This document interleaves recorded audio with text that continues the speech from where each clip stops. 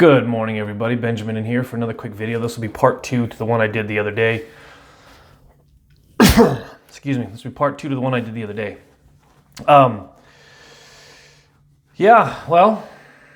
Your favorite deadbeat dad back in here. Let's do another quick video.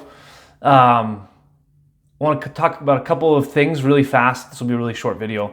I know people have tons of stuff they want to watch or get to, podcasts or whatever.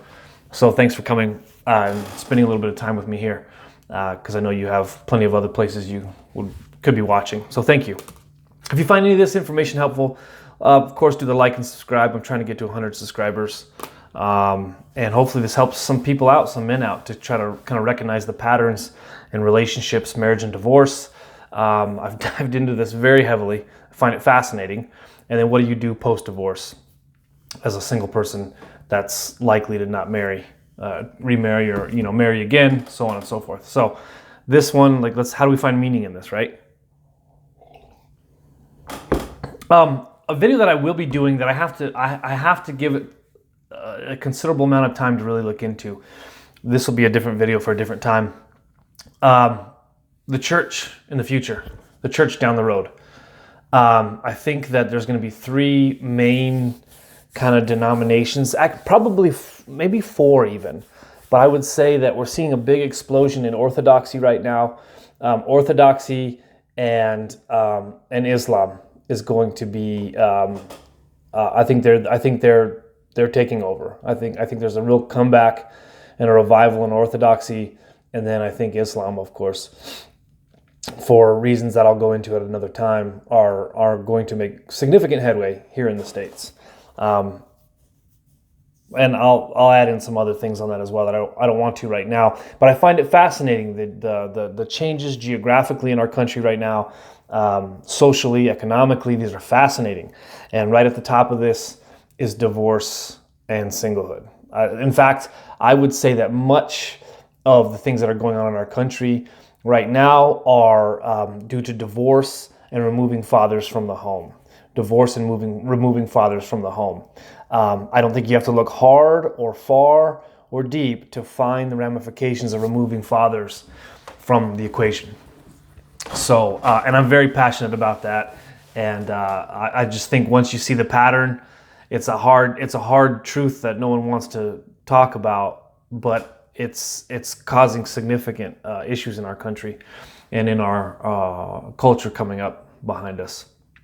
So, and I'll get into that at a different time, but I think the fascinating topics on divorce, removing fathers from the homes, and religious beliefs is fascinating. I think they go hand in hand. I think that we're going to see a huge shift to orthodoxy as well as to Islam because of divorce court, and fathering. Yes. I'll get into that another time, though. I have to give it the proper amount of time of research and study to really jump into that. But this topic here, the other day I talked about Morgan Stanley doing the studies on the rise of the Shia economy. By 2030, 45% of women will not be married and will be childless, never to marry, and highly probable to never have children by 2030, 45%. What that doesn't include is the women that are divorced, right? That study is just for younger women, Gen Zers, millennials coming up, getting a marriable age, and not marrying and not having children. I got another study on this right here. Bloomberg Business Week. This is fascinating. Women who stay single and don't have kids are getting richer. Foregoing marriage and parenthood has a bigger payoff for American women than men, according to new research. And there's an article there if you go to Bloomberg Business Week and you just look for singlehood, something like this. These articles will pop up. Fascinating. I think this is fascinating. So, again, 45% of women never marrying, no children. That doesn't include the women that will be single because they've divorced and are highly unlikely to find another marriage. Not that it's not impossible. People are doing it all the time, but that trend is driving. That trend is exploding, and it's driving upward. And again, by proxy, if women are single, men are single too. So, what do you do as a single person? Particularly for men that need to find meaning or reason to um, to continue going, right? Men used to have to go to work. They'd work in factories, so on and so forth, to provide roof over the head, shelter, protection, provisions, medical expenses, so on and so forth. Men had this responsibility to take care of the family. That is still there. It's still a thing. I'm still hopeful for people that have those situations. But for the rest of us, life is different. Life is very different than what you thought it would be. And so let's jump into this really quick. If you are a man who has children, who is divorced, or maybe you were never married, but you have kids, and you've been put through divorce court mafia, or some kind of trumped up charges, parenting plan, maybe you see your kids once in a while, but you're likely paying spousal support, child support, things like this. You are a criminal that has broken no laws. I pull no bones about this at all. I have zero. I'm not talking about anybody specifically, okay? I'm not talking about my situation necessarily. I'm not talking about my ex-spouse or anything like that. I hope she's doing well. I love her very much. All the best to her. But when I say, like, you will be a criminal who's committed no crime. You'll have to be drugged through court like a criminal, and you're going to have to plea deal like a convict to work out parenting time and how much you have to pay, right? And so, you could have been, God forbid, you were cheated on, something like this. Maybe you did the cheating. I don't know. Either way, somebody wants out. It's 80% of divorces are filed by the wife. You've heard this before, right? And this is becoming more and more common language and talk. We're going to hear a lot more of this. I'm not women bashing. I'm just calling out the patterns, right? I'll give you an example of this. Women with degrees, they have education, they're highly educated, and they have mobility and work that they're allowed to do or able to do because of their education. And the prospects are good. It's 90% divorce rate. I work with a group of women at my job, my normal job, and these are highly educated women. Most of them have master's degrees. They're highly paid. They're highly educated. They're really good at what they do. And I was talking to one of them. A couple of them are my friends, and one of them in particular is a good friend of mine, I would say. And we were talking about this, and I was calling out these observations with her. And I said, and the team is almost all women. There's one male on the team, and he is married. But the rest of them are all single moms. All of them. And they've all left their marriages and are now single mothers. And they're dating, of course, and so on and so forth. But they're all beautiful, highly educated. I'm guessing they're good mothers. They're good moms. The one that I know she's a good mom. And they've all divorced. They've all left their husbands, all of them. And I made this observation with her. And it's like, I was telling her, y'all are beautiful. You're smart. You get paid well. You're good moms. Why are any of you single? And post-divorce, why are any of you still single? How come you're not remarried? In my opinion, that's just my opinion. How come you're not remarried? And so it's 90% divorce rate if the woman has degrees and educated, meaning she has opportunity to move around and do what she would like in terms of finances, making money, and so forth. And they're all single. They've all divorced. And so anyway, this is the trend. This is the trend, right? Now, I was talking to this guy that has been divorced, and he was like, thank God I didn't have kids. Thank God I didn't have kids with her, because then I'd be tied to her and I'd have to pay her, and so on and so forth.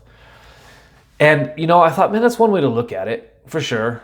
You get out of spousal support, child support, awkward birthday parties, whatever it is, and you get to both just kind of go your own ways, call it a day, wipe the clean slate and go your other opposite ways. That's great. I understand that. But part of me was like, I feel bad for him. I feel bad for him. Not to say he won't remarry and have kids. But I am so thankful that I'm a father. And if you watch the last video, that's my reason and purpose. That's how I made it through divorce court mafia. That's how I made it through really horrible. That's how I made it through being homeless, living in my car, going through divorce, y'all. Yep, I said it. And I'm not the first man going through divorce that still has to pay somebody a shit ton of money to divorce you and you're homeless. That happens all the time, right? So that was my son, is my reason for drive. It's my reason for going to work out all the time, every day. It's my reason for everything I do. I'm a father. I'm thankful for that. I never wanted to be a dad, really. I never thought I would be a father. I had my son kind of later in life, but I couldn't think of anything better. I love being a father. And so, men, you're going through this divorce time. You're going through the mafia of child support, spousal support, divorce court mafia. And you need to find reason. Well, your kids are enough. They're more than enough. And setting your sights and your goals on being a good father. This is the driving force, right? Now, no matter what you do, no matter what you say, in somebody's eyes, you're going to be a deadbeat. Oh, you're a divorced dad. You must be a deadbeat. You're going to... one of these days, I'll tell a damn story about the child support office. Oh, God, don't get me started on those people. Anyway, you'll have to find meaning, right? For me, mine's being a father, loving on my son. That's my meaning, right? Now, I think, this is my opinion, though I think it's unfair, I think it's unjust that you have to pay somebody to leave you until your children are 18 or older, and you have to pay. It's just unbelievable what you have to do as a divorced dad, as a divorced father. But I'm saying this, your shoulders are built for hardship. You are built for this because you're built to be a protector, a provider, a leader, a teacher. And so the great thing about having kids, even post-divorce, is you get to do all that still. You get to do all that still. You don't get to do it every day. Your parenting plan by the government dictates how and when you get to be a father. But nevertheless, you still get to do that. You still get to have a fathering role to a point, right? It's not what it would have been, that's true. But you still get to have opportunity to teach your children, love your children, raise them well, right? And raise them better than you were, and teach them better than you knew, right? This is great. This is fantastic. I'm highly hopeful for single dads. There's one at my kid's school. Him and I talk. It's fantastic. I think he's got a good opportunity to raise his daughter. I'm really excited for him, right? So,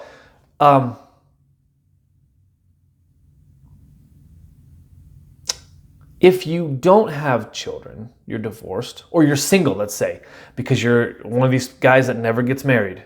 You don't have the opportunity. Women don't want to marry. They don't want to marry you. They want superheroes, right? But most men aren't superheroes. Women only date or marry the top 20% of social economically viable men. And most men don't fall in that upper 20% category. Most men are invisible to women. And that's true. It's true. It's true. Okay? Now, I think something that's interesting for men with no kids is that something I've noticed is that men love to teach. Men love to teach. They want to pass on something that they're passionate about. They want to have a transcendent cause and pass on wisdom. I would say almost across the board, damn near.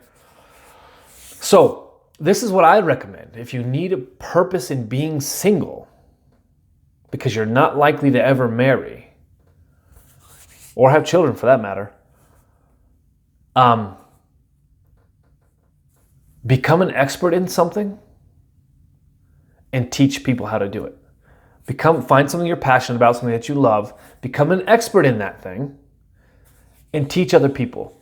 And if you're blessed enough, if you do it well enough, maybe you can teach something for a living. I mean, well, you could go be a teacher, math teacher, whatever, art teacher, history teacher, at a school somewhere, go teach in a university, or become passionate about whatever. You get it. Cooking, firearms.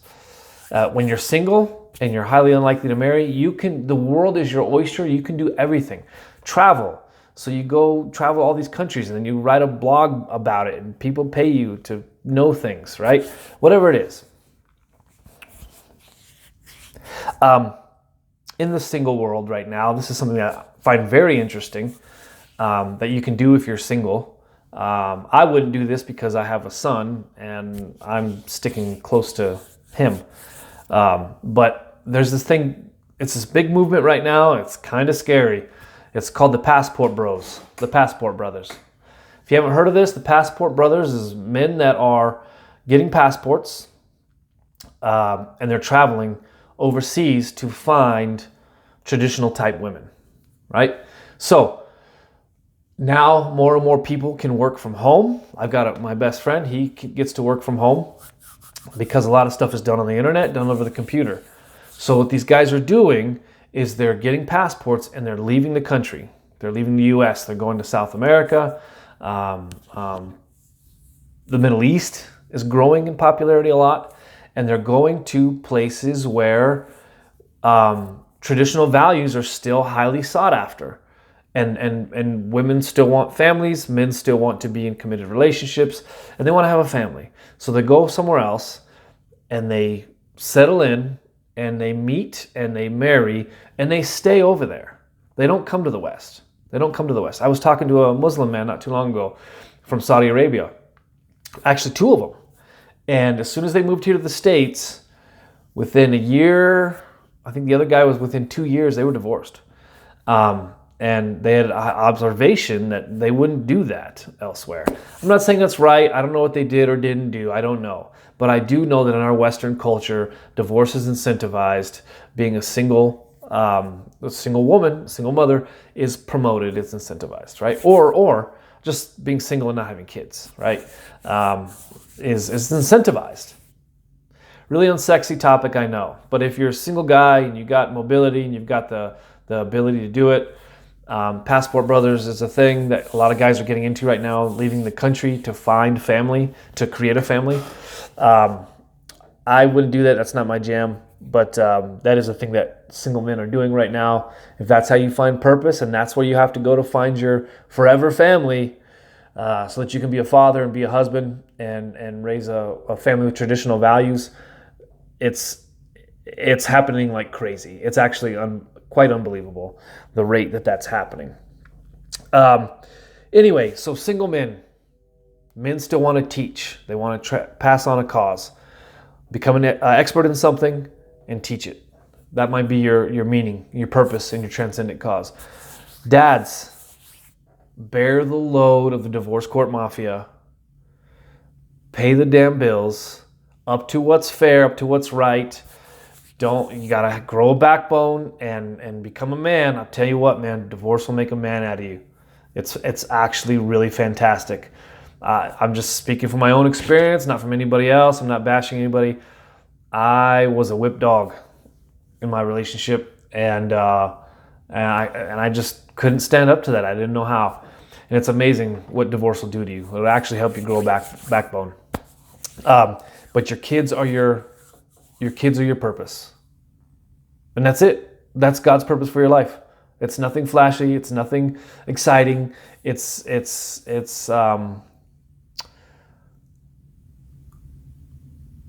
day in, day out. Go to work, raise the money. You can pay your child support, pay your bills, and have fun with it. Have fun with it. I think that's the best thing about being single. Have fun.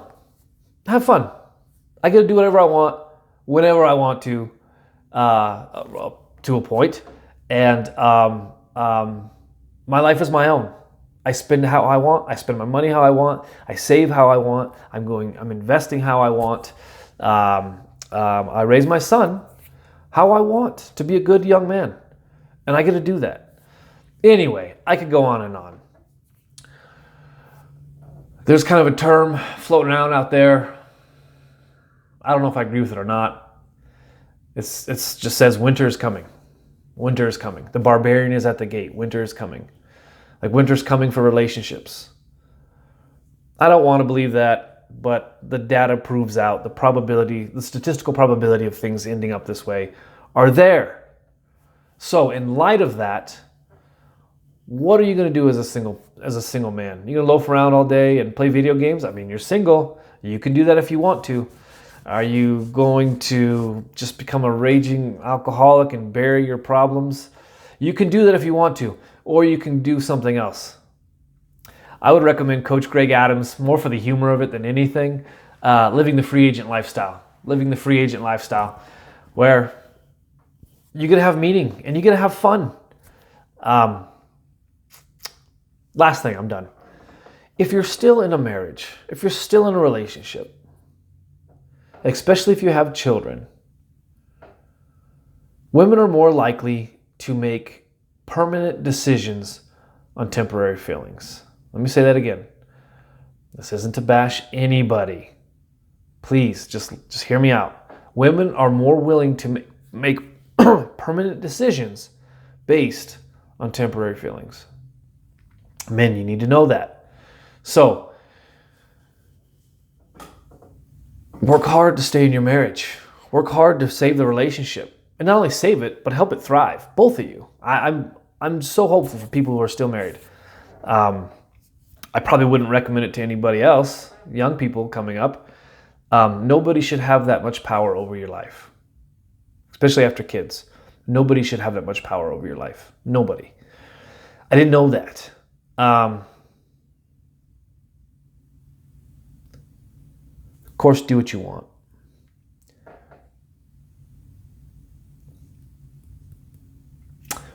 Jordan Peterson says this interesting thing about children. He says, it's true. I mean, the data's out, the studies are out. People that don't have children are happier. People that don't have kids are happier. That's true than people who have children. Well, why would you want to have kids then? Because you get to trade happiness for the highest possible meaning. I have found that to be true. Being a father for me has been the highest possible meaning perhaps that I've ever had, next to being married, and proves out. I mean, after your marriage is over, it's the highest possible meaning. And so again, I'm still very pro-marriage, pro staying in your marriage, pro raising kids together. But if you can't do that anymore, your children are your purpose. You get it. Does any of that make sense? Winter is coming. The barbarian is at the gate for relationships. And if you're single, how do we optimize our time? How do we optimize our lives? Right? To have the most purpose, the most fulfillment, the most joy. Fascinating topic to me. Anyway, I hope everybody's doing really well. Have a good day.